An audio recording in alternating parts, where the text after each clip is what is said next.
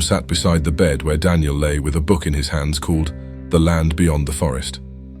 He took a moment and noticed how uncanny it was that the detective looked like a common corpse. For the big man, he belonged a lot more in a morgue than he belonged in a well-made bed. He had this unsettling feeling of dread, realizing that this corpse would walk again among the living, even if it was dead.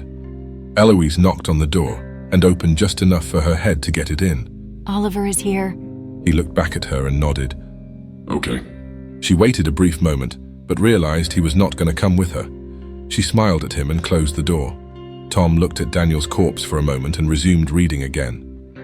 In the living room, Julio sat on an armchair with the digits of his both hands touching in a pensive manner. He looked worried and more than a little disturbed. Eloise greeted Oliver and hung his coat, sitting on the sofa after. How is he?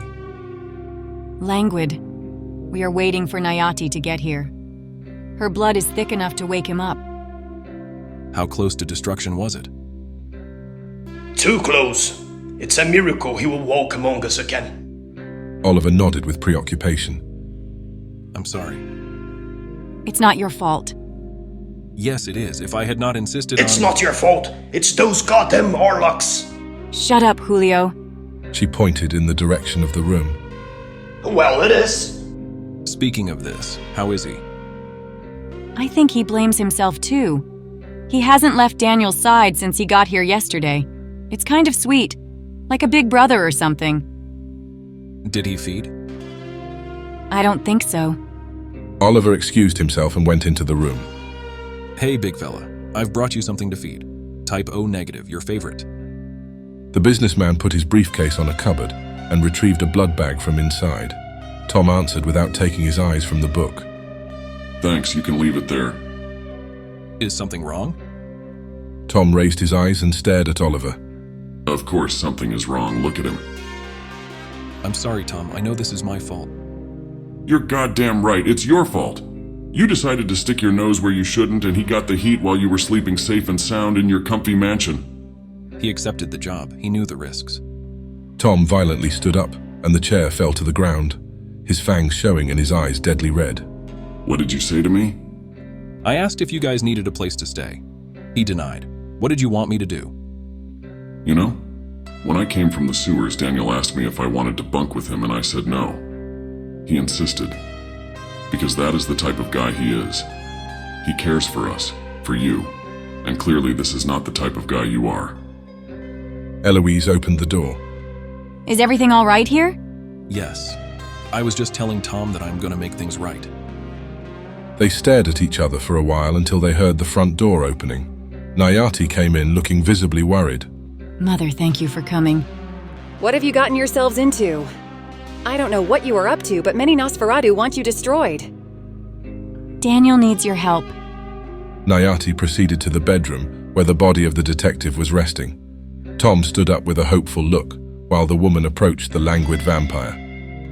Can you do it, Ms. Nayati? Can you make him walk again?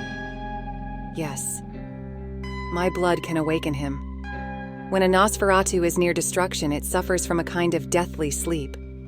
Its blood stops reanimating the vampire to focus on healing. Daniel is dead until his blood puts him back together. Blood from older and more powerful Nosferatu can help his own and make this languid stage much shorter. Nayati bit her arm, and the smell of blood filled the room. Are you sure you want me to go forward? Do you know about the troubles of drinking Nosferatu blood? What troubles? Haven't you all learned about sanguine fealty? I may have a solution to that. The engineer went away to the main room and returned with 2 flasks, a condenser and a reboiler. Julio, what is all that? How can this help Daniel? I'm glad you asked, Tom. So, inside House Ashkari, we study in detail the vampiric condition. We've learned that as a vampire gets older, his blood undergoes a metamorphosis. It starts resembling less and less normal blood and becomes something else.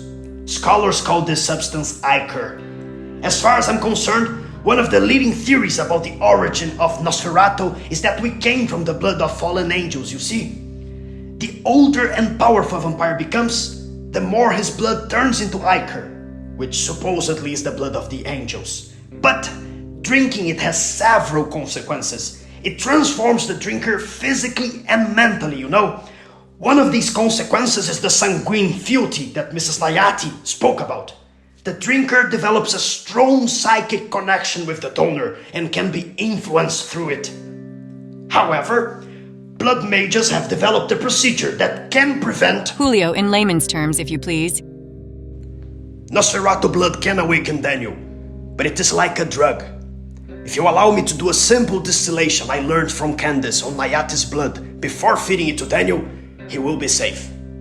Nayati gave an inquisitive look to Eloise, and the younger vampire answered with a positive nod. She filled a small vessel with her blood and hesitantly surrendered it to Julio. The engineer set up his distillation apparatus and with a small incantation fed the blood into it. Are you sure this is gonna work? Candace would not let me go until I got the procedure right. She's much more severe than Hendrik ever was. After I learned it, she told me I would have to drink the resulting blood myself, so I made sure I learned how to do it. This is the same procedure that is used to produce the blood for my wife Christina. So yes, I am sure it is safe. The Midnight Fiends and Nayati watched as the strange alchemical apparatus worked. Her blood, after going through it, was collected into a flask. Julio took it in his hands and examined it cautiously. It is ready. We can give it to Daniel now. He handed it back to Nayati, and the woman sat near Daniel Reed. She took his head into one hand and fed him the blood inside the flask with the other. As soon as the first sip of blood was inside his mouth, Daniel felt a burning need rekindled deep into his soul. The eagle was awakened once more. By instinct, his hand took the flask to drink it all down. It was the first time his companions saw Daniel's vampiric curse so obvious on his countenance. The detective opened his eyes, and his conscience returned. What happened? What do you remember? I was about to resume my work on the documents. I heard your voice and turned back. After that, I remember searing pain and losing any sense of up and down. A bright flash followed by darkness like I was floating in the void. You just survived an attempt on your life. Someone planted a bomb inside your bedroom. Where are we? After the bomb went off, you were languid. I brought you to the safest place I could think of. We are near the reservation, in Volkos territory. This cabin is inside Nayati's turf. Daniel remained seated while he looked to each of his companions and to the older vampire that had just helped him return from vampiric slumber. How are you feeling, buddy? There is still some pain. Did we lose all the documents that were stored in the room?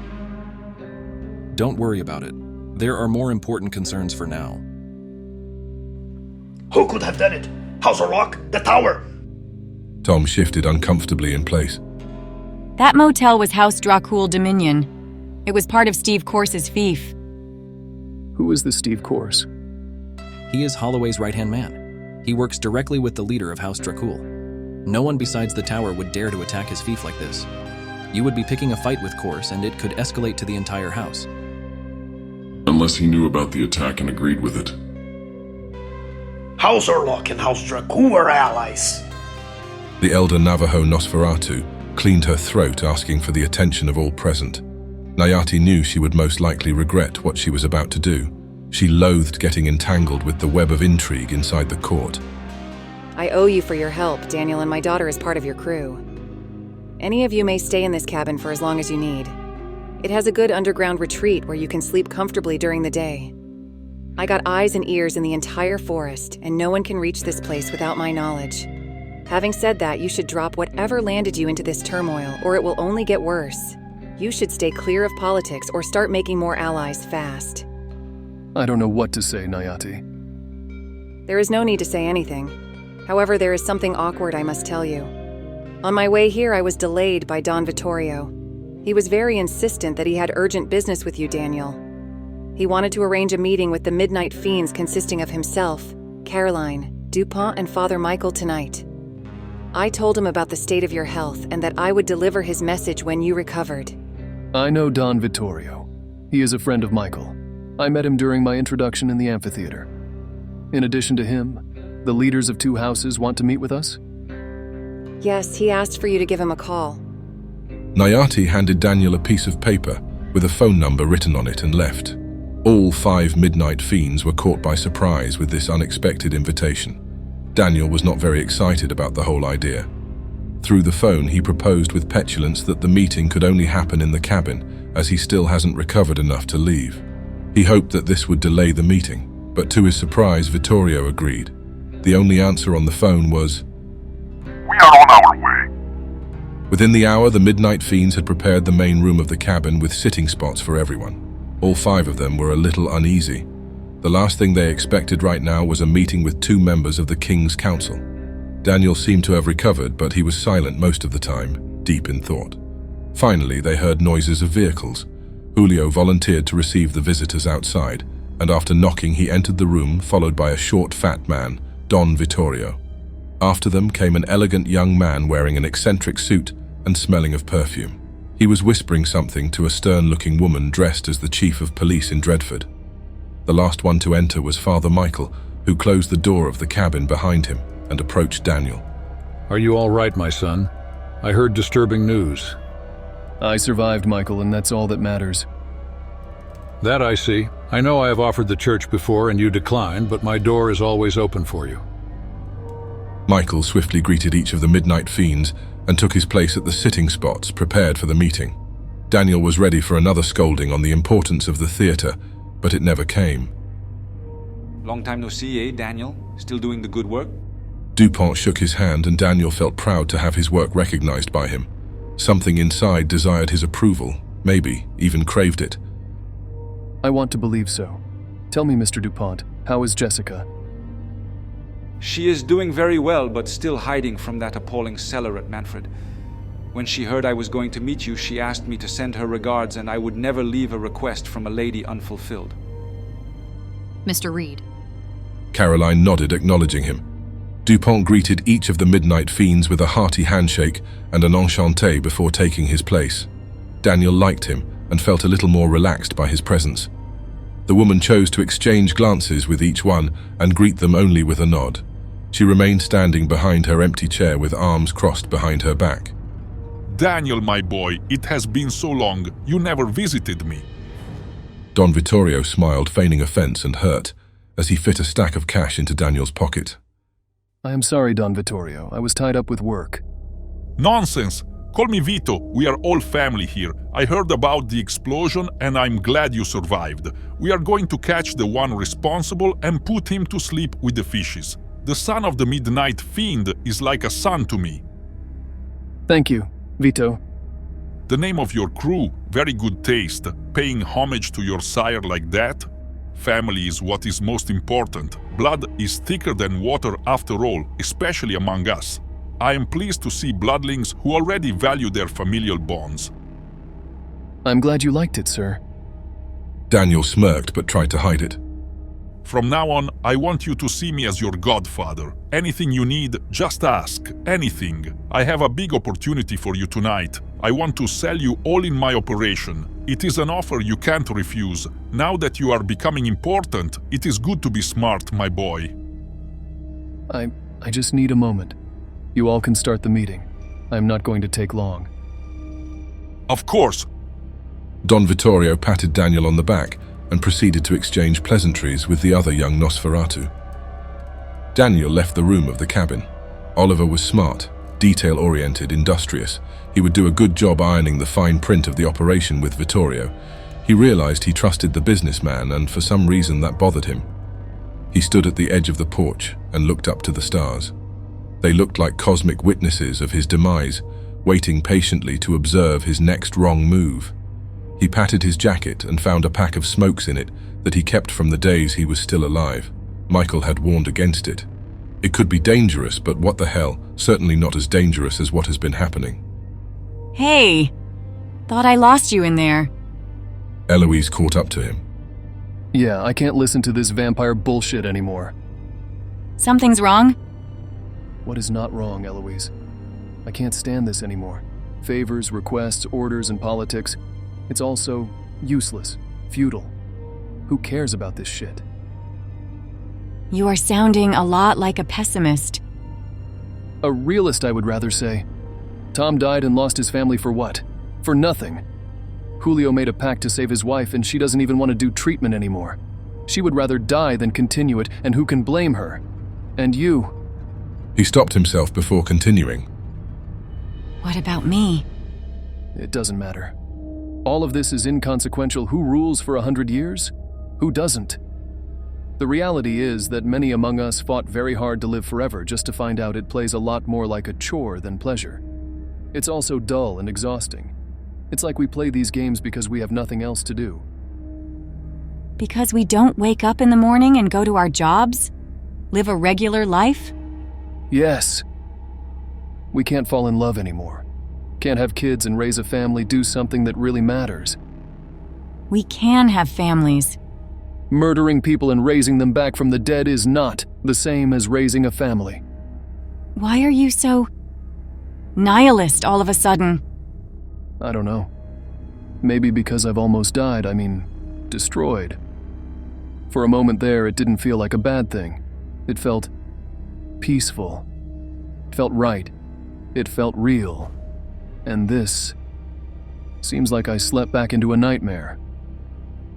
Why would you say something like that? Because this is not living, Eloise. We are unliving. Undead. We are on top of a goddamn rock cruising space with no purpose in a dark and cruel universe filled up with monsters to the brim. A cosmic tragedy to entertain false gods whose names will never be known. Where people die every day so we can selfishly live forever. We create fake titles and play dangerous games to delude ourselves that we matter. We don't matter. None of us matter. None of this matters. Eloise sighed and felt sad to see Daniel like that. She always felt he was different, but being a vampire was clearly starting to take a toll on him. She held his hand and looked into his eyes. You matter, Daniel.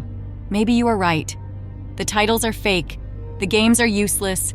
Living forever is tedious. And we are selfish. But we matter. You matter. To me, at least. As she spoke, looking into his eyes, he felt a warmth inside him for the first time in a long while. There is a lot we can't do anymore, Daniel. We can't see the sunshine, feel the warm breeze in the summer as we share a cold beer on a sunny day. But you are wrong about one thing. There is something we can still look for, and maybe even find it. And what is that? Love. She took a step forward, leaning onto him, but before their lips could touch, Julio opened the door of the cabin and the light coming from inside fell upon them. You guys will want to hear this. The vampires looked embarrassed and created distance between themselves. What? Nothing. We are coming right in. Daniel and Eloise exchanged glances, and she smiled back at him as she led the way into the cabin. I'm sure I have deduced what the plan of the tower is, the logic behind what they have been doing, and what might be their next step. Everyone was paying close attention to Don Vittorio. He made a small pause to wait until Daniel and Eloise took their places. Good to have you back, Danny boy. So let's recapitulate the last movements of the tower. First, they come out after Hendrik from House Ashkari and destroy him in the parking lot of a hospital. He took care of diplomacy and politics so Van Arden could focus on more important matters. The Ashkari are isolated, which is the reason the other houses did not care a lot about this. Hearing Vittorio say that, Julio felt a profound sadness. He still remembered these events as if they happened yesterday. Next house, Volkos lost Mud, the rancher's right-hand man. He was the one responsible for overseeing the day-to-day of most projects of his house, including the infamous one the rancher is most obsessed with, working on animal blood to make it sustain a Nosferatu. As if it will ever be anything else than a waste of time. Not only Mud, but right after, Elijah too was destroyed, in an unfortunate turn of events masterly dealt with by the Midnight Fiends. Eloise too still remembered how she feared for her life when she was on the run from this imbroglio.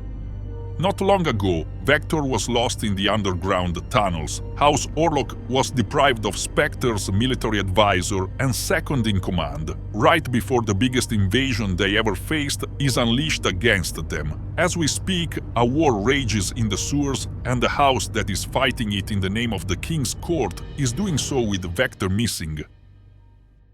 Vector was destroyed?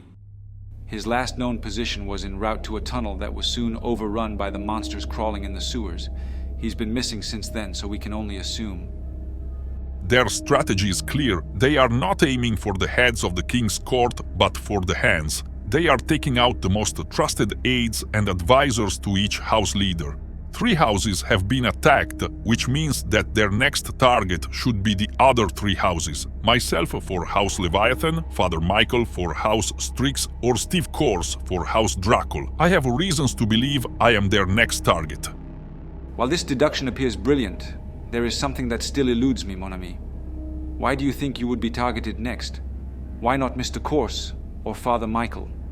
A valuable diamond was robbed from one of my businesses. The perpetrators had masks and are still unidentified, but after an investigation, we have found inside helpers. They confessed being involved with the tower. I don't know who I can trust. I believe the enemy is already inside my organization. Their move against me is nigh. I am sure of it.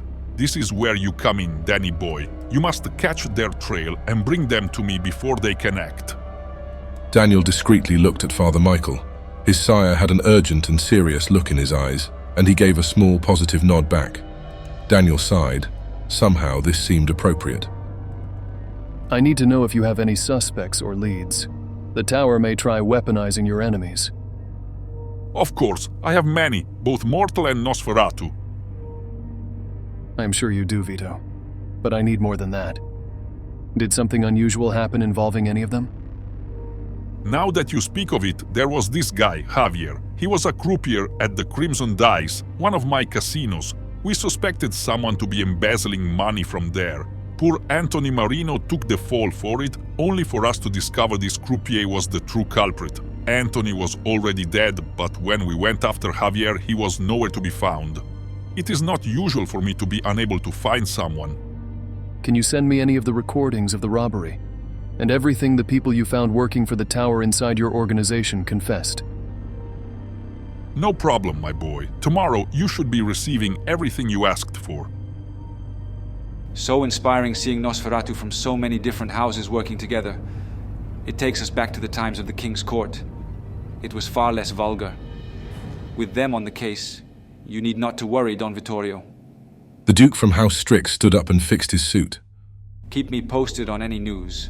But with that, I believe we have concluded our business. I say my farewells to you all. Godspeed. Dupont swiftly left the cabin, followed closely by Father Michael, who bid farewell to Daniel and his associates. I am departing too. Do you want a ride, Duchess Caroline? There is no need. I wish to have a word with the Midnight Fiends. Privately. Don Vittorio gave a cautious look back to Caroline Graves. He nodded and left the cabin after a quick hug with Daniel Reed. After the 5 Midnight Fiends and the leader of House Leviathan were the last ones in the cabin, Caroline took one of the chairs and moved it closer to where Daniel and the others were sitting. She took her place and gave a long look to the faces of each of them. I can see in your eyes, Mr. Reed. You are fighting to keep something inside you alive, but the temptation to give up is growing stronger each night. You feel weary and hopeless. This is a look I know very well. The King's Court. Nay, the whole of the Nosferatu world is not very... Daniel left the phrase unfinished as he carefully chose his words. Speak freely. Was this a trap? Was there any angle here? She was the leader of a house and member of the King's Council, but right now Daniel craved the opportunity of being sincere with one of them. Well, you asked for it. I can barely manage one more night inside the King's Court. I have thought many times if I wasn't better off being destroyed. Daniel? No. I need to say it. When I met Eloise, she was being unjustly accused by one of the members of the King's Council of a crime. That could have cost her everything. Tom was betrayed by a Nosferatu whom he saved. And after that, not happy with only killing him, this Nosferatu tried to have him convicted of having been illegally brought into the blood. Oliver is trying to find the truth about the past of his own bloodline, and the court tried to destroy us twice, to stop us. Tell me, Ms. Graves, what should I think about it all? What makes the King's Court so different from the Tower? Despite all its problems, the King's Court is everything that is between this city and the Tower. Werewolves, mages, fae, and other nightmares that lurk in the night. Someone has to hold the line, even if it is a thankless task. My house is the one fighting in the front lines to keep the court safe.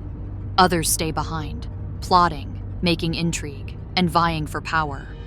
All of them neglect to notice how thin the line that keeps them from chaos is.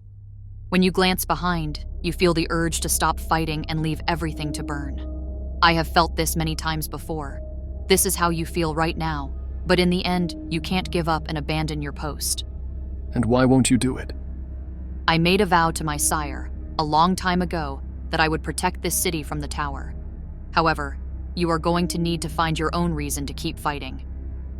Daniel took a glance at Eloise. If you feel that the court is an affront to your principles, you can be sure that the alternative would be far worse.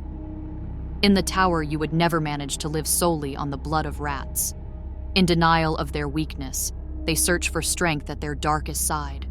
In the hopes that going further into depravity than their adversaries, they can compensate for lack of real strength. Evil is a poison. It may taste sweet, but it always has a price. They only had a fighting chance until now because the king's court is corrupt. It has been corrupted in ways you cannot imagine, Mr. Reed. If the court is ever getting out of this quagmire, it will be thanks to good people who do not partake in this corruption. Caroline Graves stood up. I won't take any more of your time. You may not have a Nosferatu from House Leviathan among your unit, but feel free to reach me if you need. Later that night, Pierre Dupont and Father Michael were sitting at the back of a luxurious car while a familiar drove into the night. Dupont's phone rang and he picked it up. Oui? Jean-Luc, comment vas-tu, mon ami? Quoi? Non, putain. Dupont rarely looked shocked, so Father Michael was himself surprised by his reaction. After a short while, he hung up the call. Course is gone, Michael. The tower got to him inside the Chevalier. Oh, and Holloway, that old bastard, is claiming the attack on the motel was part of the offensive of the tower against Corse. Vittorio was precise. The tower is coming for you or him next. Vittorio may be right, but I have another theory. I may be taking a risk here since I am possibly the next target in the case he is right. Politically, this city is divided between House Strix and House Leviathan on one side, with House Dracul and House Orlok on the other. The last two houses, House Ashkari and House Volkos, act as neutral parties. The tower has killed the most important counts of all other four houses. I would bet they are trying to unite our rivals and the neutral houses. While they are in disarray, they may fear we are too strong and move to curtail our position. We can find ourselves matched against a coalition. And what would it mean for the King's Court if both the largest house and the one responsible for our military suddenly found themselves embroiled with the other four? What would the tower's next step be? I understand Vittorio may be worried about his own well-being, but I believe we are facing something much more dangerous. We should keep the situation under control. It is time we find a scapegoat for this whole situation. Someone we can turn the other houses against to keep their attention away from us. I have someone perfect in mind. Maybe it is time to put into action the plan we have been preparing for so long against Yelena and the Ebony Dagger. If she is dealt with, Bloody Mary will have no option other than to fall in line. And how do you intend to do that? I've caught wind that Yelena is going to invite Daniel and his crew for a parley. Dupont laid back into his seat inside the car, crossing his arms behind his head with a terrible grin on his face. Do it.